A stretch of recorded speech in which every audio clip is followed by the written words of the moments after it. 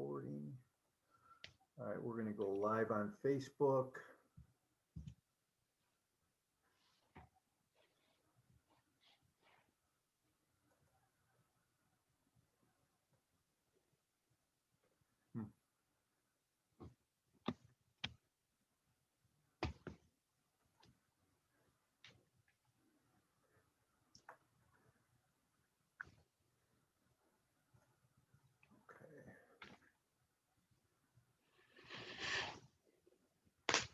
Well, good morning, Jeff. How's it Good morning. going? Waiting for this thing to kick in here. You never know if it's live or not, or just gearing up or what it's doing. It's kind of crazy.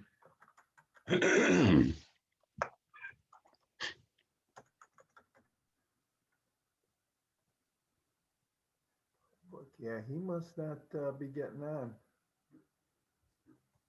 Live. Hey, good morning, everybody.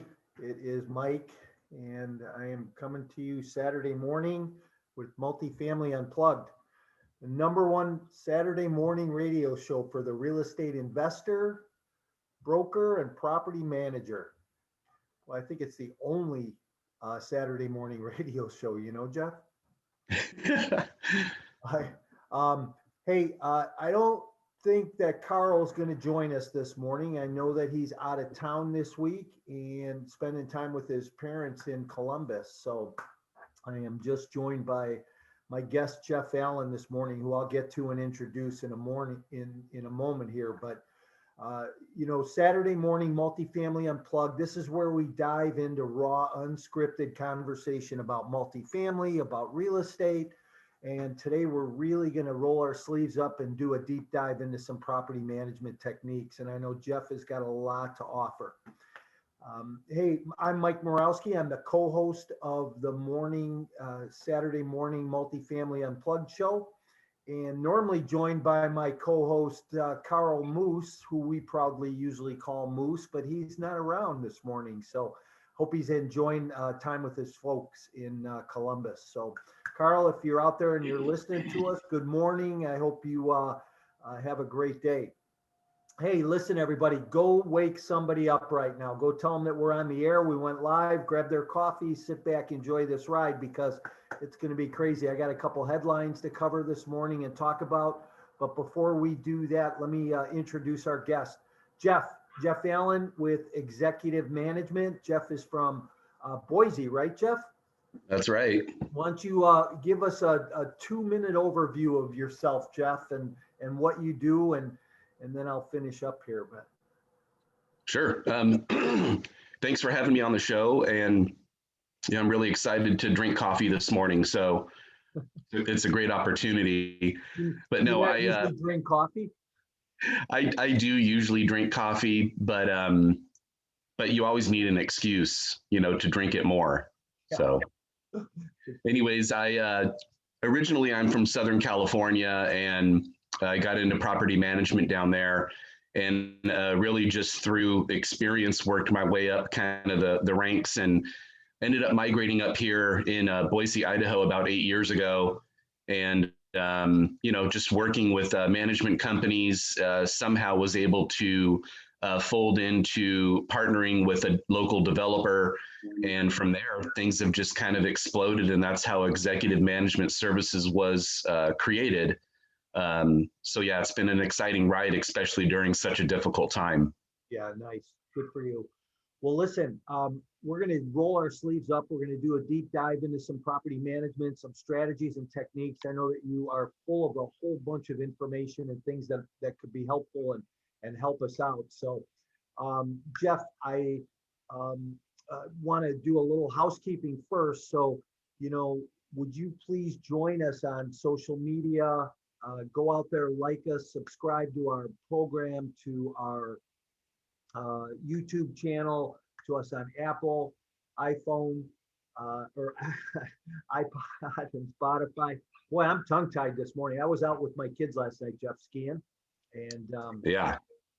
So, hey, and if you're just joining us, this week is Jeff Allen from Boise, Idaho, and he is our guest this week. So, Jeff, glad you're here. Hey, listen, here's my thought for the day. My thought for the day is execution. I feel that nothing happens in our world, that nothing happens in our space unless we execute properly. You know, we can have the best laid plans, we can have the best intentions, but unless we execute properly, things kind of fall through the cracks. Jeff, do you want to talk about that a little bit? I know execution with what you've been doing in the property management space is really important. Sure, that's our biggest Achilles heel in the property management industry is that execution. Everybody has great ideas, but what do they do with those ideas, right? So it's really difficult. It's not easy to do, and if you don't have your mind ready and you're forward thinking and your follow up, follow through, then your execution never happens. So in property management, as you know, it's vital that you execute every day. There really isn't a day that you don't. And if you don't, you're going to fail and it's just going to hold you back for the rest of the week. So it's that's why I love property management, honestly, is because you're delivering every day. And you have to have a game plan. Execution, part of executing something is having a plan. You don't just show up to work and say, what are we going to do today? You're gonna you're going to really deliver. You really have to think it out.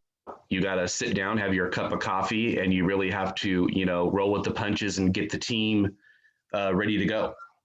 Hey, so what do you think are some of the biggest keys on a daily basis that you really have to execute on properly? Well, the things that you don't typically, consider executing on are quite simple tasks. For example, customer service. Mm, Nobody really writes out an execution plan for customer service. yeah. You get trained. If you work for a company, a corporation that offers training, then you're getting some good training. But outside of that, depending on what type of a person you are, and if you're an on-site person, you're really just, showing up and you're not thinking about what's going to come your way. It's a very challenging situation for a lot of people because some people who are in this industry don't typically like dealing with people. So to me, on the execution side of things, customer service is one thing that I think, a lot of teams kind of fail on. And I think a leader within that team needs to talk about customer service. It's definitely lacking in a lot of businesses, as well as, our industry. Hey, you know what? Here's something that's really interesting. You talk about customer service, and I believe that customer service is a direct correlation to tenant retention. And a lot of times operators ask, why can't I get my tenant retention up? Why am I always cycling through tenants and having new tenants move in and it costs me more money, right? I think one of the best savings for a property manager is to keep that tenant for, periods longer than just 12 months, right? So, Well, yeah. go ahead. Yeah. No, I was just you're right on there. And in fact, a lot of people, a lot of teams, a lot of companies come up with great retention ideas. You have planned parties in the clubhouse. You have, raffle ticket giveaways. You have these cook-offs and these, patio clean inspection. I mean, people get really creative out there. But at the end of the day, you can do all of those things. But if that customer service piece isn't there, your people aren't going to stay.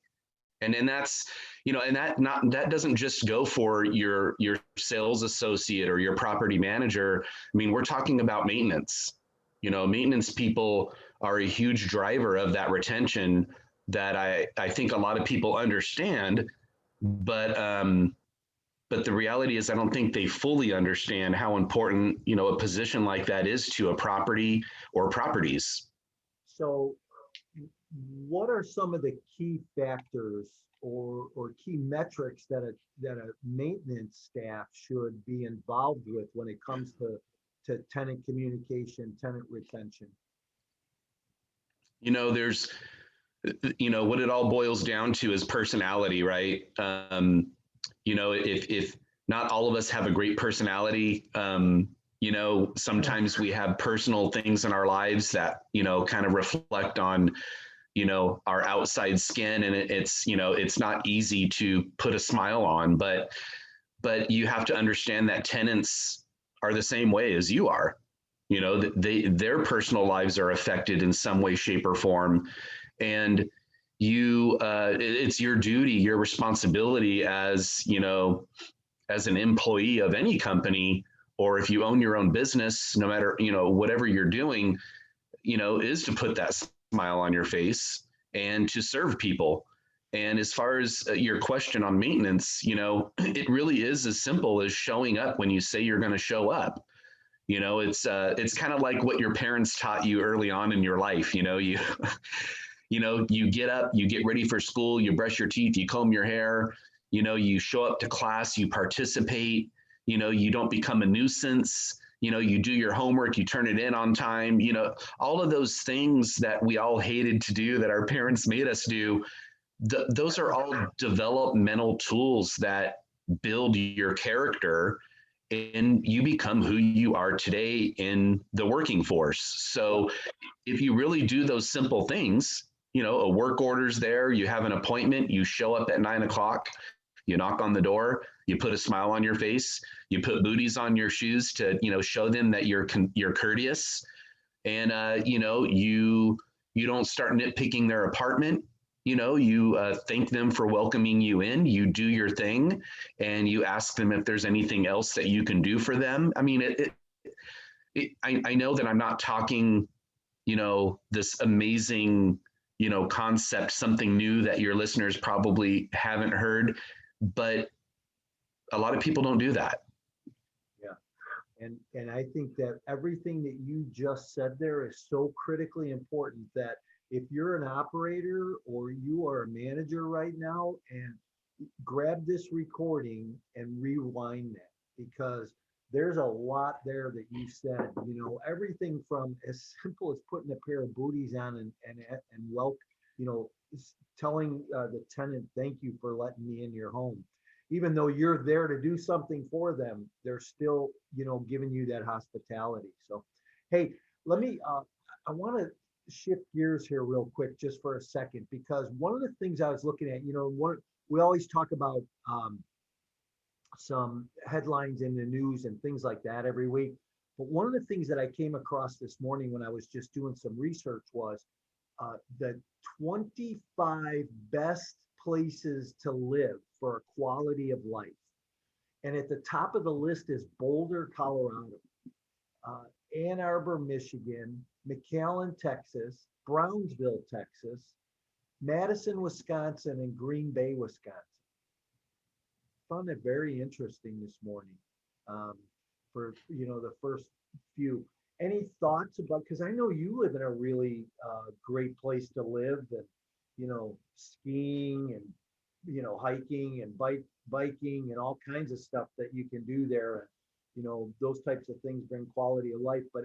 But any thought around any of that? Yeah, out here in Boise, Idaho, I do run a property management company, but most of what I do every day, all day, is I consult a lot of investors, a lot of, people who don't know much about the area that are looking to either move into the area or want to invest in the area. I think what's interesting is, there's a lot of people that are starting not to really want to live in these metropolitan cities that offer everything at your front door. All of these convenient things that a big city would offer you. The commuting, you don't really need a vehicle, if you're in Seattle or if you're in New York, those kind of places. But it almost doesn't matter anymore because it's the quality of life. You're getting a lot of people that are migrating into other sectors of our nation, and they're really researching on those median income levels and what they can afford. I guess what I'm trying to say is people are becoming more intelligent in their decision making when it comes to moving to specific areas. And the reality is people have been doing this before you're in my time. I mean, people have always moved. There always been an influx of people. I mean, I remember when, the Vegas area was desolate, the only thing there was the Vegas Strip. Then all of a sudden, boom, everybody's moving to Vegas because, the housing is cheap. And, it's the same thing with Arizona and so on and so forth. So yeah, it's quite fascinating to me here in Boise, Idaho, man. It's wild. There's, the builders and developers can't build units fast enough for the influx of people moving here, but it's not stopping people from moving. Yeah. Hey, I always heard this. I always heard that Boise was like the home, or somewhere in Idaho, it might not even been Boise, but was the home of the rich and the famous, right? Where they had that second home or third home. But here's something Yeah. that's pretty cool. What they say about Boulder, right? Is Boulder snug against the foothills where the Great Plains give rise to the Rocky Mountains.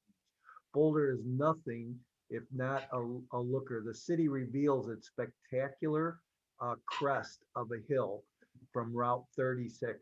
If you've ever been to Boulder, Boulder's a great place. And I think a lot of those places out west, like Boise, are like that also. So, hey, let's talk about a famous tourist attraction in Boise.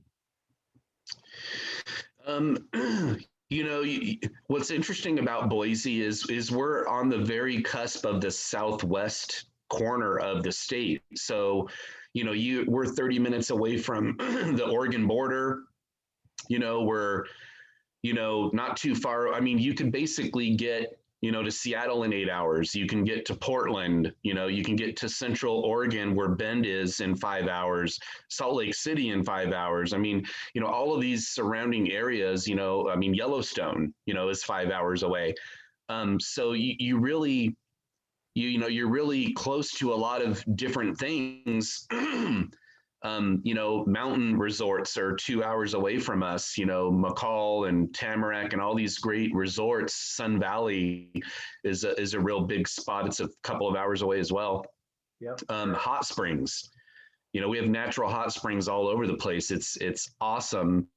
My family and I last year went and just found a spot right off the road, and it was our first time. We just right on the side of the Snake River. We parked up and just sat in a hot springs, and there was snow on the ground, and we were just kind of in awe sitting there in 103-degree temperature when it's 28 degrees outside. So it really is an outdoor phenomenon out here. We, like Boulder, are nestled up against the foothills. Our downtown area is beautiful and booming, by the way. They're just building a ton of, skyrise type businesses and multifamily. Our rents have dramatically increased and have continued to increase since 2011. I mean, we were seeing 10 to 15% increases year over year. COVID hit and it dropped down to 8 or 9. So we're still seeing this huge increase. So let me ask you, how do you, from a management perspective, right, and from evaluating rents and market conditions and things like that, how do you determine how far you can push that rent? How do you determine when's the right time to raise it or not raise it? What types of things extra do you need to give your tenant in order to do that? Can you talk about that whole process a little bit? Yes, interesting. I just had a conversation yesterday at breakfast with a potential client, and you know, she has a 5-bedroom, 3-bath home in an area in Boise that doesn't typically capture high rents. And in our conversation, she was asking me, what do I think these rents would go for? And I told her, and she told me that she was able to get $400 more than what I said. You know, and I was shocked because that little submarket in that neighborhood, there's no way you're going to get that rent. It's an older, you know, area. It's notoriously known for affordable rent. That's why people go there. But you know, she had a renovated home, and she felt like, you know, the values there. The neighborhood wasn't really all that great to me, so I was shocked. And you know, I don't consider myself an expert. Maybe I am. I don't know. But my analysis is more about variables. You know, you always have to look at the trends of the market. You have to look at, you know, this is another thing that is important, is the competition. You have to know what your competition is doing, because your competition, along with yourself, is who generates that market value. If you have neighboring areas that don't raise rents because of those trends, then you're really not helping your fellow neighbors out, right? So there's a lot of variables there. Competition is huge. That's why I stay close to my competition. We're very friendly. You know, looking at the specs of the home, more specifically the neighborhood, the square footage, the upgrades or lack thereof. You know, and you know, a lot of people, a lot of investors, owners, they think they can go online and they can search an area and get, oh, I already know what the going rents are. Oh, I can go to Zillow and pick up a rentometer and it's going to tell me what my rents are. Why do I need you, Jeff? And it just blows my mind because, you know, all of those online services are great, but what those online services will do is they will not educate you on the subjectivity of that submarket. So you could, in essence, be devaluing your asset by going with what the online, you know, search engines are telling you as far as the market value. You got to do a little bit more work than that. You know, you got to, you know, spend some time to get true rents for that area and maximize it as much as you can.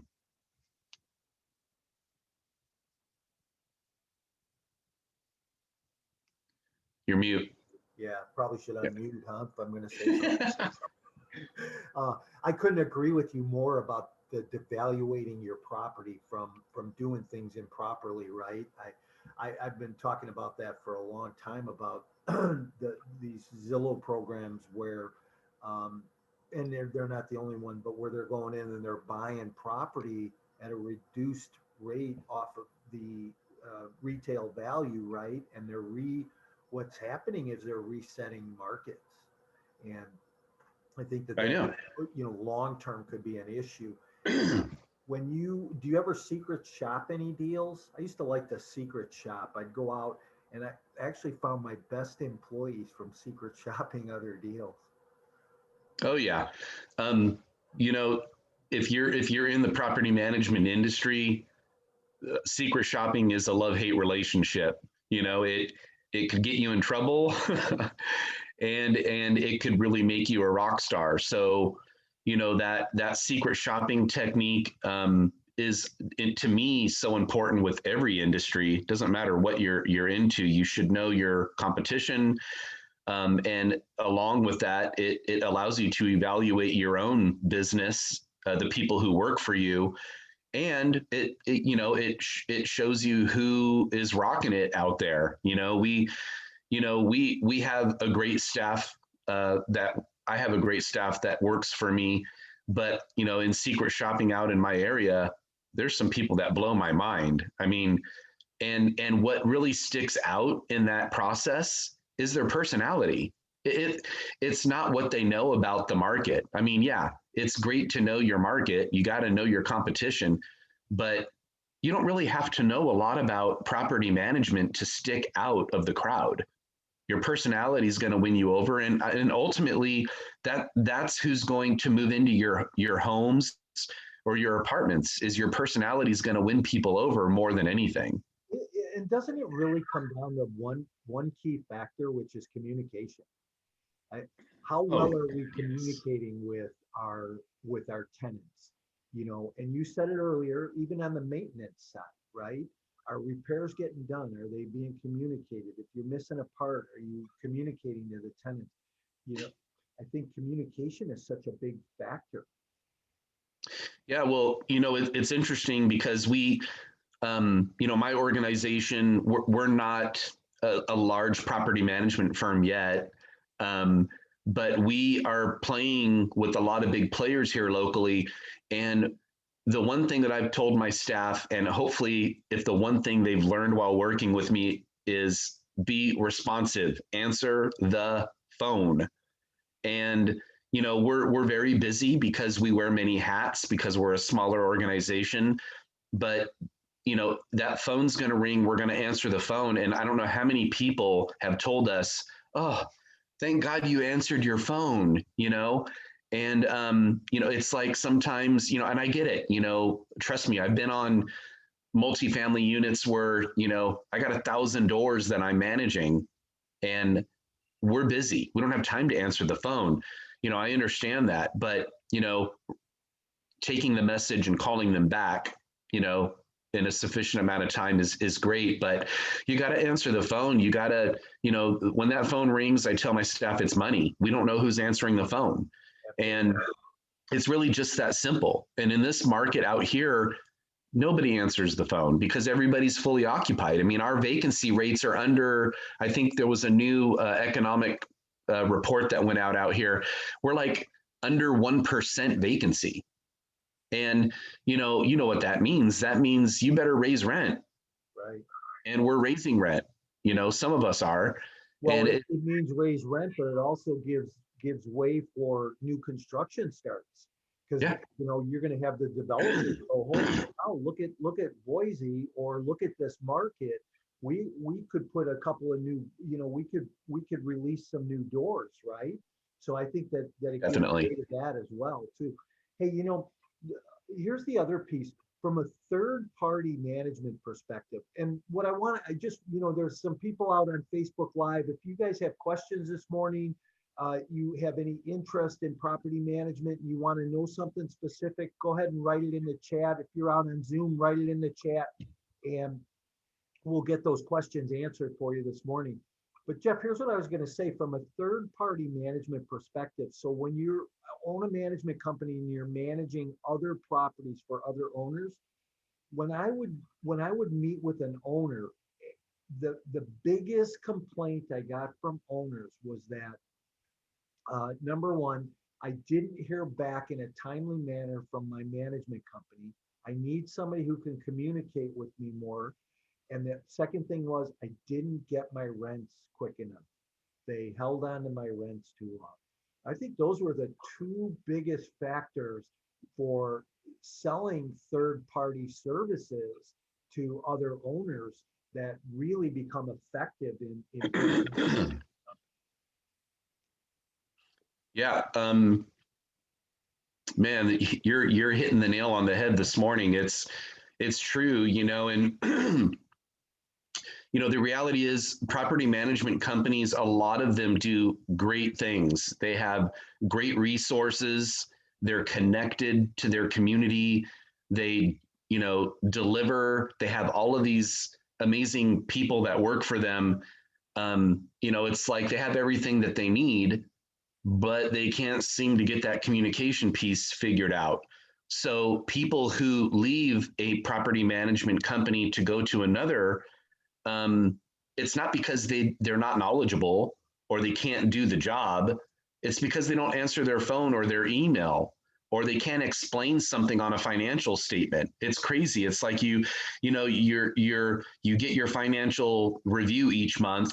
As an owner, you look at it, you question something, you call the property manager, they don't answer the phone. You send an email, they don't answer an email. It's Friday morning, they're going to be busy. They're not going to get to you by that evening. So over the weekend, you're waiting. Come Monday's busy. You got follow-up calls and things going on, Monday morning meetings. You're not hearing back from them till Tuesday. And by then you might have figured it out on your own as an owner. So, it's those things that, again, going back to the basics, it's those things that you need to really focus on to fix for your owners to ensure that they're not going to leave and go to somebody like me, because I'm going to take them and I'm going to do those things you're not. Yeah. I mean, that's just, yeah, it's so easy yet so hard to do at the same time. Yeah. You know, here's what I often say is this industry is not brain surgery, right? And people Yeah. complicate it a lot. I think that in the property management space, I actually have a list on my website that's a free download for operators is 55 things that need to get done in the management perspective when you're managing a property, managing a unit. And those 55 things, they don't all get done one day. They're not all, but over the course of time, you're doing these activities. Jeff, right now in our current environment, and the way things are going, what are you finding are the biggest challenges in management with your properties? Um, I there's a lot of people, due to COVID that are home, you know, and they either work from home or, they've lost a job. Um, for my property managers, it's a mental thing. It's draining mentally for property managers these days, I think, because they're not only dealing with, they're 95% occupied and everybody's at home. The kids are at home, the parents are at home, and you deal with a lot more activity, so that leads to a lot more complaints, a lot more on-site, issues that arise. There's more usage of the property, there's more cleanup needed. So I think, I think that's a big struggle for multifamily people in dealing with, a lot of our tenants are home now. They're more, they demand more because they're home. So they're, laying in bed looking up at that, discolored ceiling and going, hey, I never noticed that. Or their, toilet is, making weird noises and they never realize that. So, your maintenance guys are working twice as hard, and why not just throw in the fact that you got to wear a mask all the time, and you got to stay your distance. And some tenants weren't able to enjoy the amenities if your property has them. So there's that conversation of, what are you going to do for me, because I didn't get to use the gym for 2 months, and are you going to compensate me for that? And there's a lot of these very unusual dynamics and situations popping up that we're all dealing with, and the only way you're going to get out of that is dealing with it and finding a solution. We're back to communication, aren't we? There we go. Full circle in this business, how this business comes back to execution and communication. Hey, so where do you see us? Where do you see us headed? First, let me back up. How's your rent collections? you know with the single family dynamic out here, the rent collection is 100%. I mean, there's it's fascinating because your demographic with the single family, they can all work from home, or they're in a position to where they can buy a home. So so they're financially kind of stable enough to where the rent's getting paid and there's not really an issue, at least out here in my market. On the multifamily, it's a little bit more of a struggle. We carry a delinquency longer into the month, but that's because we choose to work with our tenants. We are not an organization or group who says, hey, if you don't pay your rent, on the 5th or 6th, you're going to get evicted after the 3-day is, done. We're going to work with people right now because we would rather carry a high delinquency than a high turnover. So are you seeing when you talk about delinquency, are you seeing a lot of non-payments? So are you having a bigger economic vacancy versus a physical vacancy, or what are you seeing vacancy wise right Vacancy is not so much an issue. We're keeping people in the door, but they're carrying, like some people will pay half their rent, you know, uh, there's, several of them that do that. And then, a lot of what we've been doing recently is we've been working with local agencies that get government funds to help people pay their rent. So we've actually taken the time to go there and help them fill out the paperwork, because what we've learned is the time we spend helping people do that and encouraging them and supporting them, the quicker we can get paid and our owners can get paid. And I love the owners that we have, because they're very sympathetic to the situation, and they care about people, believe it or not. And yeah, they want the rent to be paid. We have bills that we need to pay. But the more cooperative we are with tenants, the more we get out of them. The more people are willing to pay whatever they can to show good faith. And it's a win-win for all of us, and I've worked with companies who before the COVID, they would let you pay half the rent on the first and half the rent on the 15th. That's a great idea, because some people can't afford to pay their full rent on the first. You give people those options, and again, you have a good tenant who wants to stay because there's the value there. Yeah, what's really interesting about what you just said is when you have that flexibility and you can work with people, that is one of those key metrics that helps keep tenant retention, right? You Yeah. go from 25 or 30% turnover down to 20% turnover. And that's a big metric that starts to save some money on the bottom line. Mike, if what would you do if you would you rather carry a high delinquency and keep the occupancy, or would you rather deal with vacancy loss and turnover cost? Yeah.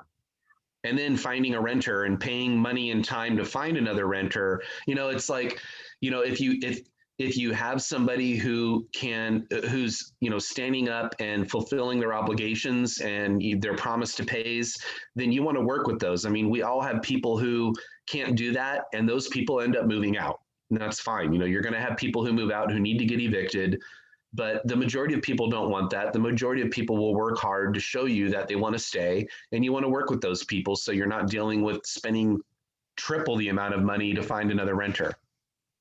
So let me ask you this: Have you heard about a system called ResiDesk? Ready Desk? Resi, RESI, ResiDesk. What is that?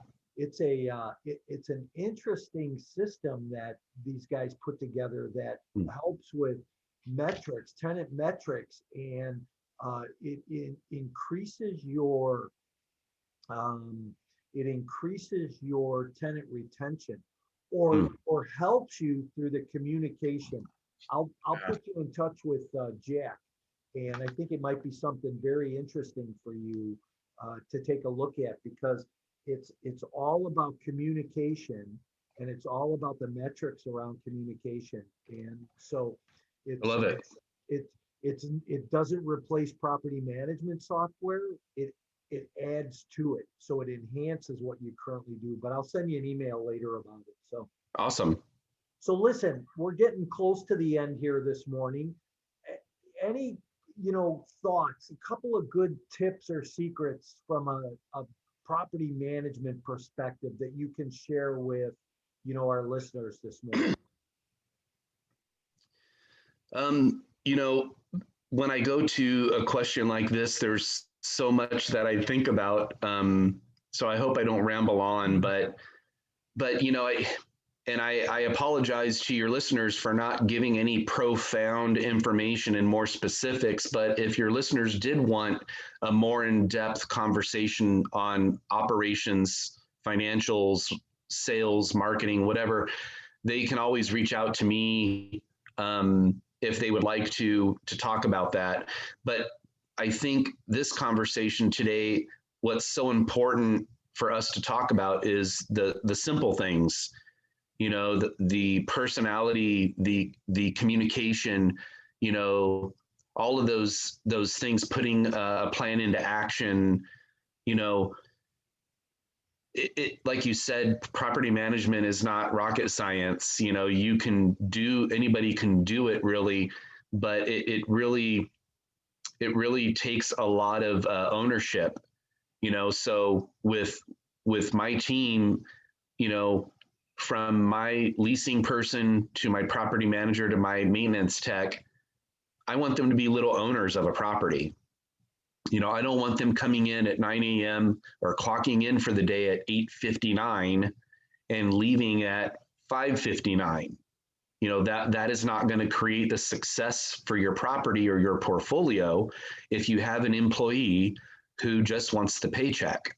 I didn't get into property management to become rich, you know, so, you know, and you know, that's the other key factor is, you know, don't chase the money. You know, if you love what you do and you're true to your heart and your mind and you have the right support, mentorship, that will come later in time. You'll find your way. So really what it boils down to in property management is, you know, treating people with kindness, you know, listen to what your mom and dad told you, you know,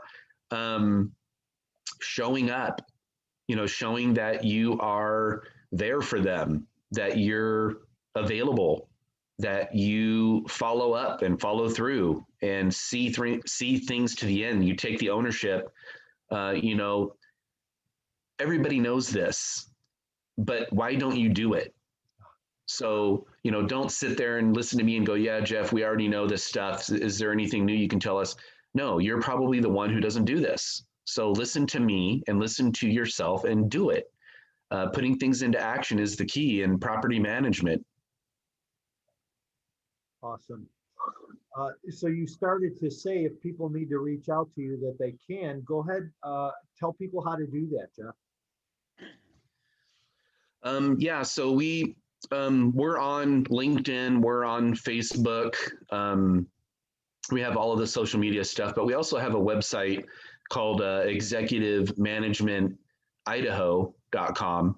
And on our website, there's a lot of great resources and tools. I have a couple of, you know, I have a renter's guide that kind of shows people a step-by-step process on, you know, how do you find a home or an apartment to move to? You know, there's so many people these days that have never rented or haven't rented in years, and so much has changed. So that's a really great resource for people.